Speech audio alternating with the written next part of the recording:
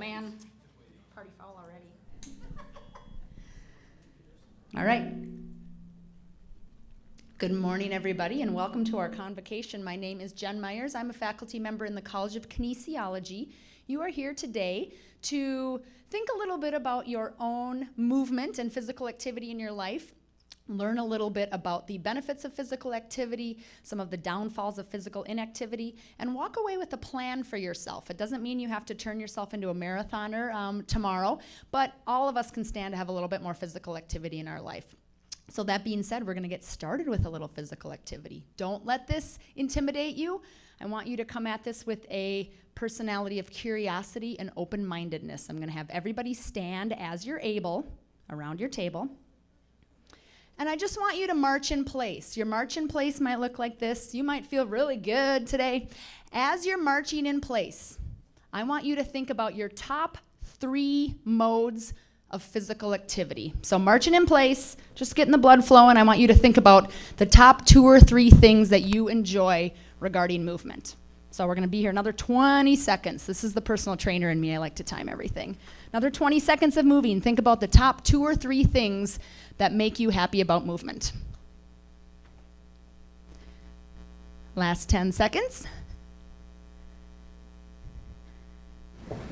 All right, if you're a person who can't walk and talk at the same time, you can stop the walking, turn to your neighbor, tell them your list of your top 2 or 3 ways of movement. Now, this doesn't have to mean exercise, but just movement in general. So go ahead and talk to your neighbor. If you've talked to them, have them share with you, and then you can turn the other way as well. For those of you online, if anybody's joining us, you can type in the comments section. So share with your neighbor your top 2 or 3 favorite ways of moving.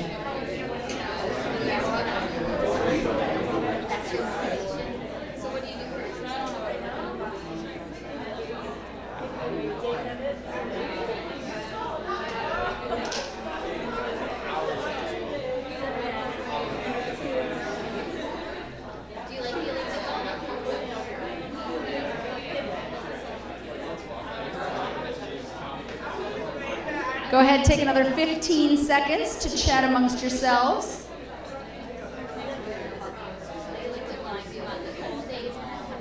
You can stay seated. All right, let's bring it back together. I heard walking, I heard skateboarding, I heard bicycling. Anybody else have another one that they want to share with the group? One of their favorite ways to move? What makes their body feel good? Boxing, yoga. There's no right or wrong answers. Any way that you're not going to get to sit for very long, but there's any way that you can move is going to be a good kind of movement. Push those chairs back a little bit from your table. I know you didn't sign liability waivers, but we're adults here. We are up and down, my friends. Here we go. As you are doing this, I want you to think about one way, or maybe more than one, that you can get a little more movement into your day. And when I say movement, I don't mean exercise. I don't mean 30 minutes of running as hard as you can. How can you get more movement into your day? We got 15 seconds. Those quadriceps might be burning. Woo. Think about one way that you're able to get a little more movement into your day. 4, 3, 2, you can stay seated or standing. Again, share with your neighbor. What is one way you can get a little more movement in to your day, whether it's at work, at home, socializing, family time? 15. Oh. Yeah.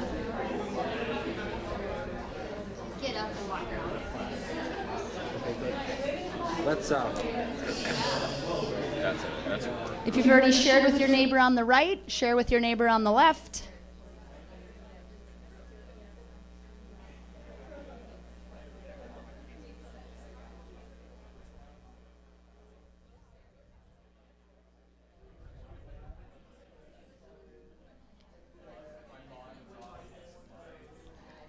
Go ahead and bring it back together. 2 of my favorite ways are taking the stairs instead of the elevator and parking at the back of the parking lot. So those are 2 simple ways that if you do that, it's going to accumulate and add up over the years of movement. Anybody else have one that they shared that they maybe want to share with the group? It's a way to get more movement into your daily life. Totally, yeah, yep. Or stand up a little bit more instead of sitting the whole time, or taking a walk, or more physical labor, for sure. Any other ideas? A way to get more standing desks, yeah, treadmill desk. Let's get on that. That would be lovely, wouldn't it? They're expensive, but definitely worth it. Any other ideas? How about walking to do your errands, right? Or bicycling. So if you need to go to the grocery store for just a gallon of milk, you got to bring your library books back, and it's walkable or bicycleable. Is that a word, bicycleable? Choose that instead of driving, right? Or see if you can combine some things together and move physically. All right, up we go again, friends. Third exercise. If you need to, or if you want to have your hand on your chair, you certainly can. Otherwise, if you want to practice your balance, you certainly can. We are up and down. Lift the heels. As you are able, exactly. You could do one heel if you wanted. Maybe no hands on the chair. Up and down, a little calf raise. As you're doing this, I want you to think to yourself, what are a few barriers or obstacles that get in the way of movement for me? Maybe they're physical. Maybe we've got a boot. Think to yourself again. Another 20 seconds here, calf raises. So this might feel good on the ankles. But what are a couple barriers, physical or otherwise, that get in the way of you having more movement in your life? Last 10 seconds. Let's see if we can get 4 more. Don't forget to breathe. 2 and 1. Again, share with your neighbor. What is an obstacle? No obstacle too big or too small. Remember, we're here from a place of curiosity and support. What are some obstacles that get in the way?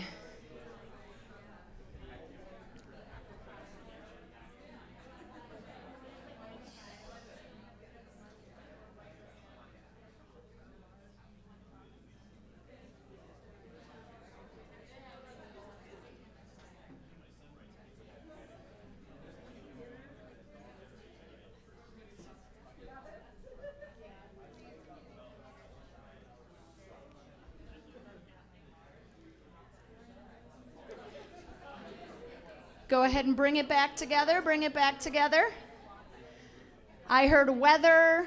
I heard time management, work, motivation for sure. Motivation is a huge obstacle, right? Sometimes that is a harder one than any of the physical obstacles that could get thrown our way. Confidence. Or maybe not even knowing where to start or what to do, right? Any other suggestions or obstacles that you see in your life? Social media. Tell me more. And yeah, so those time stealers for sure. Okay, up we go again. We got some shoulder rolls.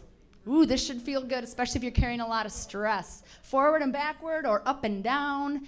If you were with me on Movement Monday, 12:30, you can join from your desk. Shameless plug. We did some shoulder rolls. As you are doing some shoulder rolls, you already named some obstacles in your mind. So how do we overcome those, right? So take another 20 seconds. Think about one obstacle that sticks out to you and what might be a strategy for lowering that obstacle or barrier or overcoming it. 4, 3, 2, and 1. Share with your partners or neighbors one more time. So if you have an obstacle, what might be a way to overcome it? Or at least lessen it?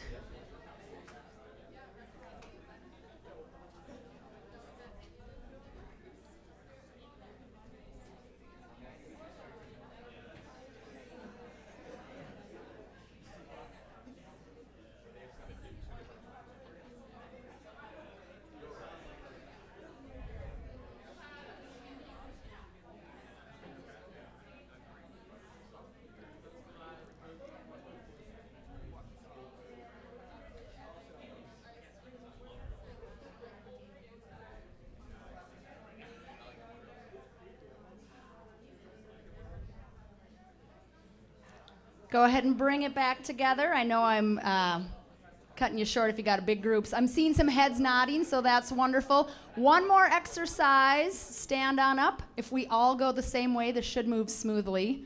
Left hand, right? If you're able, at this moment, 2 circles around your big table to the right. If we all walk to the right, we should not crash into each other. 2 laps around your table. 2 laps around your table. So it's kind of like Simon Says. 2 laps around your table. Stay standing if you can. Back to your table, back to your partners. Nice job avoiding obstacles right now. Look at all you. You navigated some obstacles, right, with some ease. With your partner or the person next to you, I want you to, if you haven't introduced yourself yet, hopefully do that. But consider this person your accountability buddy. Accountability buddy. They know a little bit about you now. Maybe there's something that you want to say. Maybe Katie says, Jen, I'm going to take the stairs more than the elevator, and I want you to hold me accountable. And next time you see me, check in, okay? So take the last 2 minutes, introduce yourself if you haven't, but now you have an accountability buddy or more. So what's an obstacle that you're facing, and how are you going to get over that obstacle, or how are you going to find a little more time to make some movement? So take the last 2 minutes, decide who wants to be an accountability buddy with you, and then the next time you see each other on campus, you can curiously and supportively check in with them.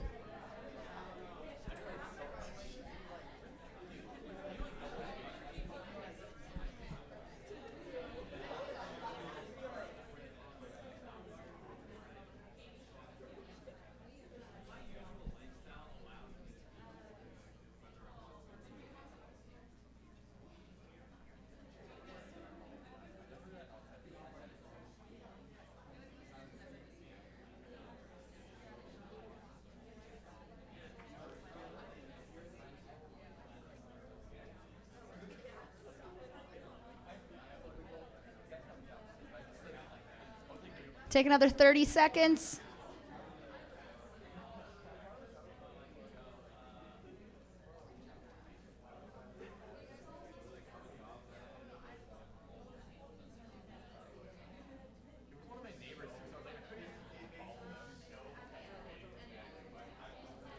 All right, let's bring it back together. Thank you for your conversation, everybody. Thank you for your conversation. Hopefully you have identified some ways to move a little bit more, and now you have one more person that's kind of holding you accountable. You're holding them accountable, and you can move knowing that you're gonna, any step you take is gonna feel good for you. And talking about taking steps and making changes for physical activity, I'm gonna bring Dr. Haag up here, who's going to share with us some of the statistics and some of the science behind why it's important for us to move. Thank you, everybody. I appreciate your curiosity and open-mindedness. You don't have to clap. All right, good morning, everyone. Thank you, Jen. My name is Sam Haag, and I'm an associate professor in the College of Kinesiology. And now that Jen has brought the energy in the room up and everybody's doing great mood, I'm going to take it the other way. Unfortunately, it's just how the presentation starts out. Leading causes of death in the United States.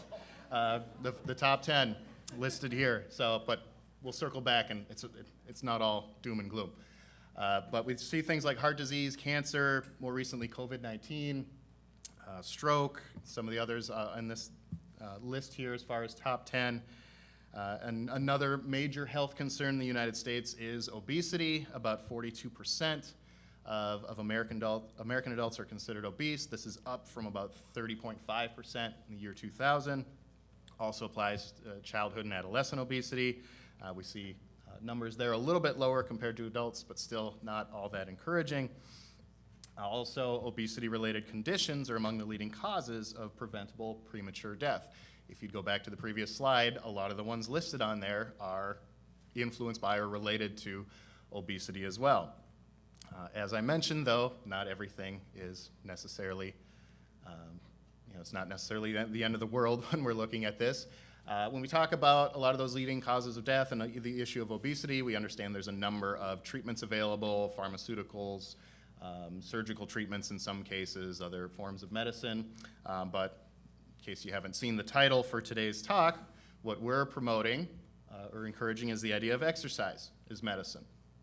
And this is taken from the Physical Activity Guidelines Advisory Committee as far as their overall report on health benefits related to physical activity, and overall reduced risk for all-cause mortality, benefits for people with cardiometabolic conditions, benefits for people that have cancer or actually lower incidence of many forms of cancer, regarding brain health, lowered risk of dementia, feelings of anxiety and depression, And it's not just about like decreasing the incidence of bad things, but it's also enhancing components like quality of life, getting better sleep, better weight status, prevention of weight gain. This applies, these are for adults of all ages. If we look at older adults specifically, physical activity is also associated with a lowered incidence of falls and fall-related injuries. It improves physical function in those without frailty. Even for children, 3 to 6 years old, improve bone health, improve weight status. Children 6 to 17 years, improve cognitive function, cardiorespiratory and muscular fitness, a number of benefits. If we look at people with pre-existing conditions, so not just as a form of prevention of a lot of these chronic conditions, but also people that might already have some of these different chronic conditions, there's improvements there as well. Lowered risk of mortality for certain types of cancer, improvements for people with osteoarthritis, people with hypertension or high blood pressure, type 2 diabetes, multiple sclerosis, even dementia or impaired executive function. We see improvements in cognition. So it's not just a physical aspect, but it's across the spectrum of the different components of health and wellness that we see benefits related to physical activity. Something that most pharmaceutical treatments can't really do. You don't see this widespread application of a particular form of treatment. Again, if we look at exercise as medicine, we can address a number of health conditions. Even more recently, it's been linked to outcomes related to COVID-19. This is a study from that came out last year. Over 48,000 patients that were studied and looked at their level of physical activity, and those that were more active or were consistently meeting physical activity guidelines had better outcomes. Less likely to need to go to the hospital or to be admitted to the ICU. Lower risk of death for people that were consistently physically active. People that were less active had worse outcomes related to COVID-19. When we talk about physical activity guidelines, as far as how much do you need, what's the appropriate level of dosage for treatment, that's listed here. So we've got the different age groups. I'll start in the middle with the 18 to 64 for adults. For aerobic activity, 150 to 300 minutes of moderate physical activity per week. Moderate activity, there's different ways to define that, but a simple way is, can you still talk, hold a conversation while you're doing it? Maybe it's not the easiest thing, but you can still talk to somebody you're walking with, or maybe like jog, cycling, whatever it might be. That's a more moderate type of activity. So at least 150 minutes per week of that, or 75 minutes of more vigorous activity. At that case, you're not really able to hold a conversation.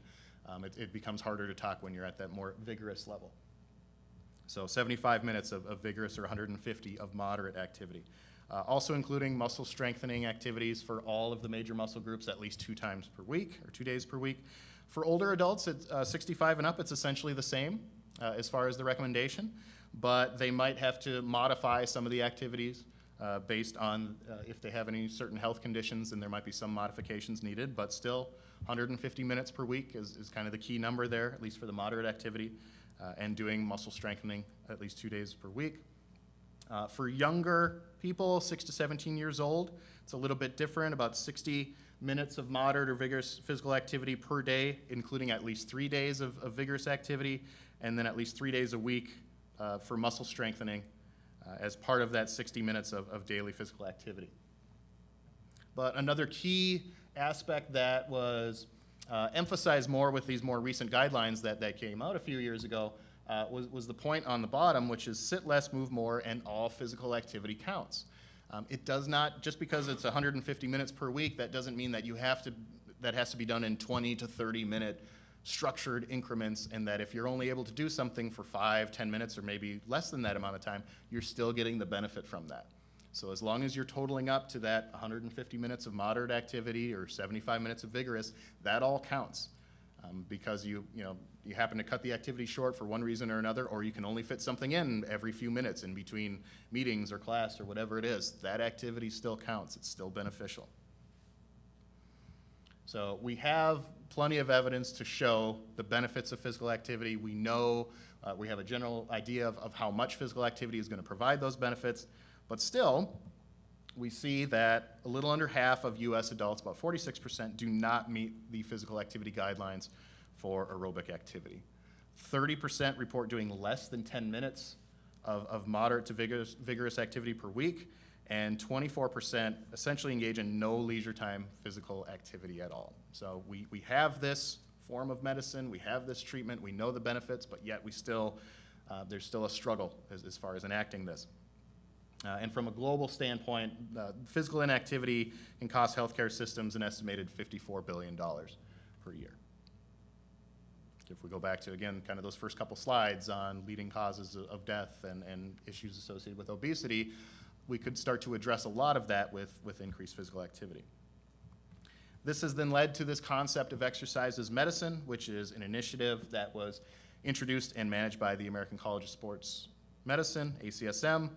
The idea behind exercise as medicine, or at least the ACSM's goal with this, is to make physical activity assessment and promotion a standard in clinical care. The idea that this is looked at as an actual form of medicine. So when meeting with a doctor or other care professional, that they are including physical activity as a way of assessing your level of health. So connecting healthcare with evidence-based physical activity resources, and encouraging physicians and other healthcare providers to include physical activity when they're designing treatment plans. So essentially prescribing exercise, prescribing physical activity as a form of treatment, and connecting those people then to exercise professionals. So a popular term or popular idea within exercise medicine is the notion of the physical activity vital sign, which is a very short measure of whether or not somebody is meeting the recommendations. So in the top half of the slide here, the first two questions, you ask, on average, how many days per week do you engage in moderate to vigorous physical activity? And then the second part, on average, how many minutes do you do that at this particular? So, how many days per week and how many minutes per day, essentially. You multiply those two, you get your minutes per week. That's the vital sign. So much like a doctor might measure your resting heart rate or your blood pressure or any other number of vital signs, physical activity works for that too. There's the additional option on the bottom of also incorporating the muscle strengthening. So how many days per week are you doing activities to strengthen all of the muscles? This could then lead to a prescription, which is shown here. This is an example on really the left-hand side of a prescription pad, which is, okay, here's the physical activity guidelines regarding your aerobic activity. This is the number of days per week you should aim for. Here's the intensity, here's the time, the different types you can do, and so on, how many steps per day maybe to aim for. Just as a side note, 10,000 steps per day is not a magic number. It's often promoted as like you want to get your 10,000, and 10,000 is great, but if you get 8,000, 9,000, that's great too. 10,000, it's not like a cutoff where if it's below that, you haven't derived any benefit. It's a common goal for people, but again, all of it counts. And then adding in the muscle strength part of the prescription on the bottom as well. So this is the main goal with exercise as medicine as an initiative, is to promote it in healthcare settings and to be encouraging people to look at this as a form of treatment for any number of different conditions, or as a form of prevention as well. On a more local level, we can also do exercise as medicine on campus. This is an extension of the ACSM Exercise as Medicine Initiative. It calls specifically on universities and colleges to promote physical activity as a vital sign, encouraging faculty, staff, students, everybody in the community to work toward improving health and well-being of the campus. You can form an exercise as medicine on campus team. We had one on campus a few years ago that we started up that I was the advisor for. We had a few student leaders as well as the healthcare professional and a health fitness professional that were members as well. And the idea is, how can we find ways to promote greater physical activity on campus and improve the health of the overall campus community. That group has been somewhat dormant as of late. We're hoping to kind of get things going again with exercise as medicine on campus. So if any of you that are here or that are watching, especially students, are interested and would like to be a part of this, please let me know, because I'd be more than happy to kind of get this group in motion again to be able to do more things on campus to promote this. And on another local note, we've incorporated the physical activity vital sign into a research project that we've been doing in kinesiology with our general education course, which is KHS 110. formerly called Health Science, now known as My Best Life Strategies for Wellness. So it's a course that addresses the different dimensions of health and wellness. And we introduced an online questionnaire, a survey that we administer in the first and last week of each course. And this course is taken by on-campus students as well as online students in undergraduate programs. And it's not just exercise science students. This is a general education course, so we get all kinds of students that go through and take this. And part of the survey includes the physical activity vital sign, just those two questions: how many days per week and how many minutes per day are you exercising, along with a 36-item, what's called the Perceived Wellness Survey, which is a questionnaire that addresses 6 different dimensions of wellness: psychological, emotional, social, physical, spiritual, and intellectual. And across that entire survey, you get a composite wellness score based on those different dimensions. So the data, or some of the data that we have so far, largely coming from starting in spring 2021 up to this fall semester. We have at least some initial data. I have a small amount of sort of preliminary data to share today, which is based on responses from 667 students that completed the survey in the first week of the course, or the first part of the course. This includes both face-to-face as well as online students, so again, a wide range of student characteristics. And for this, all I did was just categorize them according to their physical activity vital sign. So I had one group which is less than 150 minutes per week, so that's the essentially not meeting the recommended amount, versus the other group which was 150, at least 150 minutes per week. And then I compared them on their wellness composite score using that survey. Turns out that if we just group people simply by, or at least in this case, by the amount of exercise they're getting, if they're at least 150 minutes per week and they're meeting that recommended amount, they had higher perceptions of wellness, statistically significant higher perceived wellness on their wellness composite scores. So across physical wellness and spiritual and psychological wellness and intellectual wellness and so on, they just tend to feel better, have higher perceptions of wellness. So I would argue that the physical activity is a part of that. Not arguing a cause and effect necessarily, but there's a clear link there, I would say. So that's encouraging, hoping to do more analysis with the types of results we're getting from this, but that's a nice thing to see. But as Jen alluded to with part of her presentation, there's still challenges associated with this. So we know the benefits of physical activity. We know the amount that you need to reap those benefits, but at the same time, we also know that a lot of people still aren't able to reach those levels. They're not getting the required or the recommended amount to get those benefits. That can be for a number of different reasons: lack of access to, maybe it's going to a gym or just having somewhere to go to do exercise, depending on where people live. Resources or equipment, proper education on how to exercise safely and effectively, physical limitations that people might have, just overall time, other responsibilities that we constantly deal with, and then even in some cases a fear of activity or exercise, or stereotypes of maybe thinking that certain types of exercise aren't appropriate, whether that's for certain age levels. That is a thing that tends to be a concern for older adults, is they might think that it's not appropriate or safe for them to be exercising in certain ways. Other people maybe had previous negative experiences with certain forms of exercise. So these are things that we need to address on an individual level and be able to identify what are some of the challenges and ways to work around them. But even from a general population standpoint, if any of you happen to be working in a field in exercise science or medicine or something like that, of how do you help other people deal with these potential challenges as well. So the benefits are there, the evidence is there, but we still have quite a bit of work to do as far as promoting this concept. So with that, I will turn it over to Denise. Bring the energy back up.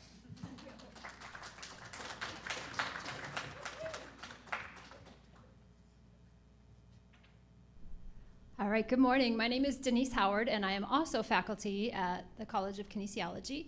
I'm known as Denise from Kines. And I would just like to wrap it up with a little song for you this morning. No, I'm kidding. I got cut from the 6th grade choir, so you do not want me singing. Who gets cut from the 6th grade choir? Unless you're really bad. Now, actually, I'm going to tie in, both Jen and Sam talked about challenges of time, and environment and things like that. So I'm going to play off of that, and Sam talked about let's move, sit less, move more, all activity counts. So you've been sitting, Sam let you sit, I'm not going to, but have no fear. What happens when we sit? We spend a lot of time in hip flexion. What happens to your posture? Down we go. How's our breathing? Shallow, yes. We don't breathe. We only use about 1/3 of our lung capacity. What happens to our glute strength? It disappears. If we had it, it disappears because we sit a lot. So the idea is that we want to stand frequently throughout the day. 20 to 30 minutes would be great, but that's not always possible. So I want to show you a couple things that you can do when you're stuck in the library, you're stuck in class, you're at home doing homework, we're stuck at our desk in our office. Just a few things that'll take a few minutes for you to do that will offset some of the damage that we do while sitting a lot. So, all rise. Make sure you've got some space. Enough space to reach your arms out, okay?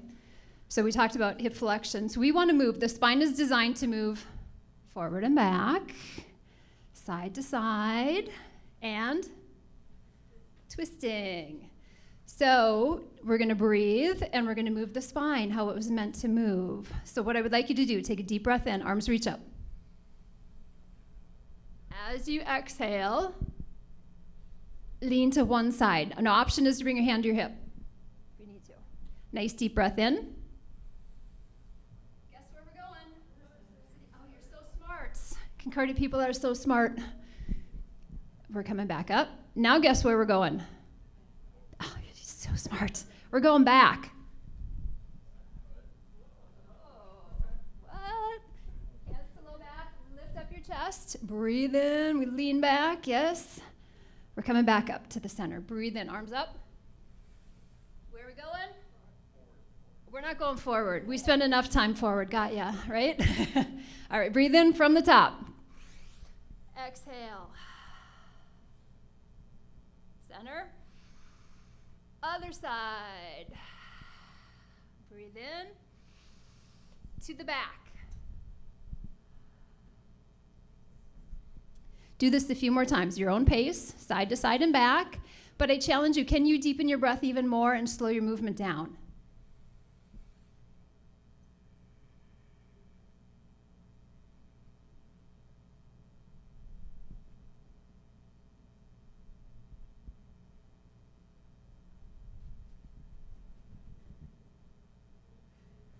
Don't you feel better already? Yes, I do.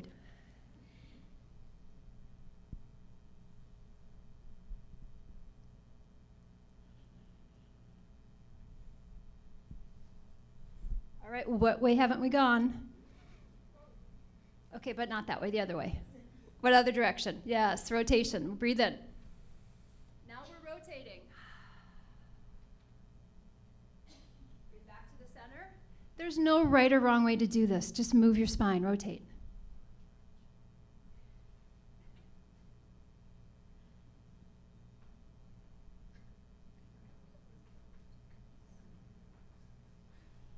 Are you taking deep breaths?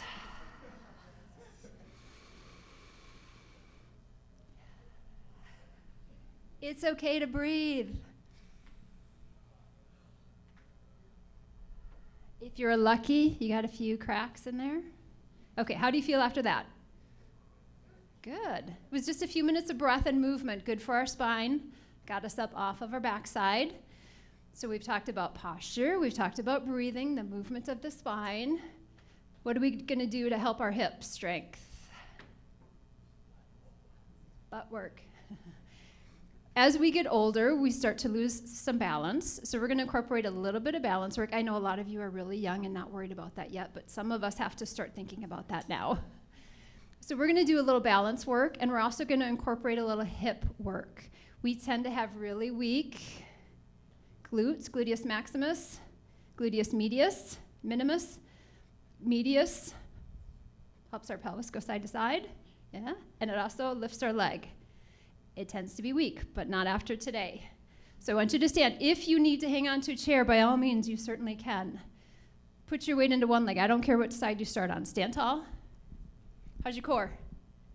Super strong, right? Contract it. A lovely way to think about it, if someone was going to punch you in the gut, a little uppercut in the gut, what do? Contract. Okay, stop that punch. It doesn't hurt. Okay, stand. Lift your other leg. All we're doing is a little side lift. Lift and lower, out to the side.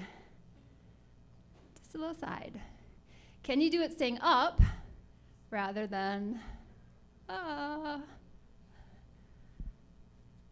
lift and lower? Those of us closer to my age, a little Jane Fonda work. Back in the leggings, leg warmer days. Okay, all right. Hold your leg out. Stand tall. Where are you feeling this? Oh, the leg you're standing on, your stabilizing leg. It feels like we're working the leg we're lifting, but you're working your stabilizer. You should feel it. Yeah. Now for a little fun, keep your leg out. Turn your leg in, turn your leg out. We get a little rotation. How's that feel? Wonderful. Amazing, right? Healthy? Are you happier? Right? Okay, that took a minute or two, and how does that other side feel? That's success. All right, we got to balance it out. Same thing, switch legs. Stand tall, core. Lift and lower. Are you breathing? When you lift, you don't have to, but exhale. Yeah. Are you already feeling it on the other leg? Yeah. It's tired from working before, so this side is a little bit more challenging. But it's good for you. Motion is lotion. Yes? Hold your leg out. We're going to rotate. Turn in, turn out. How's the rotation feel? Lovely.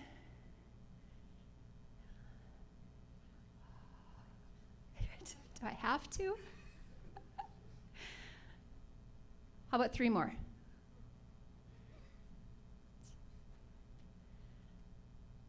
Okay, relax. Don't sit down yet. You're not done, not quite done. Okay, shake it out. Your hips feeling it? We've only done about 5 minutes of work. We breathed, we moved the spine, and we did a little standing leg work, and you're already healthier than you were a few minutes ago. So now we're gonna try a little stretch. You can do this one seated, but I'm gonna challenge you if you can do it standing. You can hang onto the chair, put your weight into one leg. You yogis, we're doing a standing half lotus. Can you take, you went right to it, namaste. Can you bring your ankle up above your knee? If the body says nope, listen to it. Ankle to ankle, and just let your knee go out to the side. There you go. She's got it. You can hang onto the chair if you want to maybe let go. See how your balance is. You want to get crazy, you yogis? You can sink into it, yeah. Some days it's there, some days not even a little bit. How's your hydration today? It's empty. Good job. Did you? You're overachieving. And you feel better, right? Yes. Okay, can you come up? Let's try the other side. You might notice a difference. One side you have a little bit better balance on than the other side. That's normal. Okay. We're perfectly asymmetrical. What? Some of you caught that. Typically, whatever leg you're not dominant on, so I'm right hand dominant, I have better balance on my left leg. Does that apply to you? The reason is I'm right hand dominant. Anytime I start to move, what do I start with? My right leg. Go to climb the stairs, what do I start with? My right leg. I go for a walk, I start with my right leg. So throughout the day, your non-dominant leg gets more attention. So generally, you have better balance on your non-dominant side than the other side. How do you feel? Healthy? You don't even have to sit because I'm not going to encourage you to sit. So I wanted to show you a few things that you can do when you're stuck at your desk or the library or the class, and you think, I don't have any time to move, I can't go for a walk, I can't get to the gym, I can't do that. Yes, you can. You can stand up, and in 5 minutes, you can be healthier than you were. So look for those opportunities throughout the day. The rest of your day today, where are the challenges, or where are the opportunities that you can get a little bit more activity in? The stairs are right out there. We've got, I think it's what, a little over a mile if you take a lap around the campus. So instead of going directly to your office, maybe take a little detour. The sun is out, you can get some vitamin D while you're out there. When you go to the grocery store tonight, where are you going to park? The back of the lot. So look for those opportunities and then accept the opportunities to be more active throughout the day. It doesn't have to be this big formal exercise program. The opportunities to be more active are there. Does anybody have any questions or comments? Yes.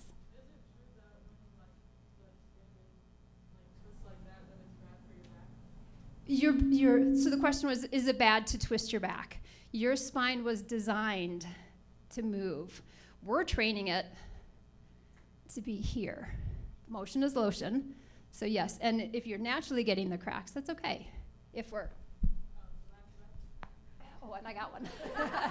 But that did feel good. We're not forcing any cracks, but you may get them just because the spine says, hey, thank you for letting me go in that direction. Thank you. Other questions or comments?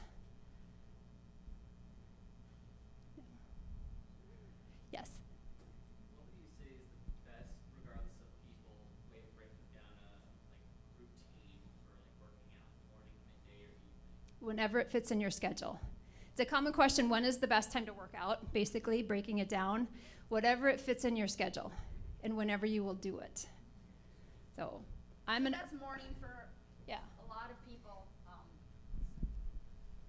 That can be morning because remember all those obstacles and barriers we named? As the day goes on, those keep adding up and time is finite. So for many people, if they set out their workout clothes, pack their snack beforehand, if they get up and the first thing they do in the morning is exercise, they might be more successful because those barriers haven't had a chance to build up. But there's no physiological proof that exercising is better in the morning or there's more benefits in the afternoon or evening. So yeah, whenever you can get it in. Thanks, that's Jen just taking over. No, it's true. Whatever works for you. I'm a morning person, and the evening, I'm too lazy. I'm too tired. I know it's not going to happen. So whatever works best for you. Okay. What other questions? Yeah. Do you think the school system is setting kids up for failure to sit for so long? Do you want me to say that on the microphone? Can we turn the recording off? Yes, we sit a lot. We try not to let you sit too much here at Concordia, right? Not in the College of Kinesiology, we won't let you sit for very long. I can't speak for the other departments, but yeah, there's always, this could be a long discussion too. We've got the Phi-Ed aspect of it, where Phi-Ed gets cut in a lot of the schools. The students sit a lot. But I can tell you that a lot of the teachers are looking for opportunities throughout the day to get the kids moving, and there's a lot of research showing if we get the kids walking around the classrooms and lecture to them while they're walking, they're going to do better in class anyways. So there's a lot of good things happening in the schools to keep them active. Okay, good question. Any other questions or comments? Jen and Sam, anything you want to add?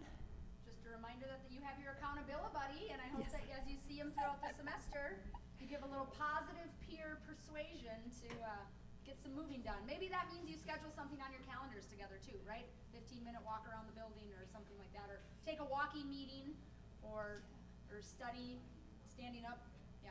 I'll use the microphone here to project as well. One thing I neglected to mention, but it goes along the question of is there a time of day or something like that? Another key part of this is find something fun. Intrinsic motivation, doing something for the actual enjoyment of the activity itself. You are more likely to exercise or be active if you're doing something you enjoy. If it's a slog, if it's a chore, it might start off okay because you're like, yes, I need to do this, but eventually that wears off. So you need to find things that are fun. So whether that's walking, running, cycling, dancing, whatever types of other sports, movements you can do, find something fun, and it'll be a lot easier. Well, on the behalf of Sam and Jen and the College of Kinesiology, I want to thank you all for taking time out of your day to come here and hang out with us and to get a little movement. We'll be here after if you have any specific questions for us. Otherwise, thank you.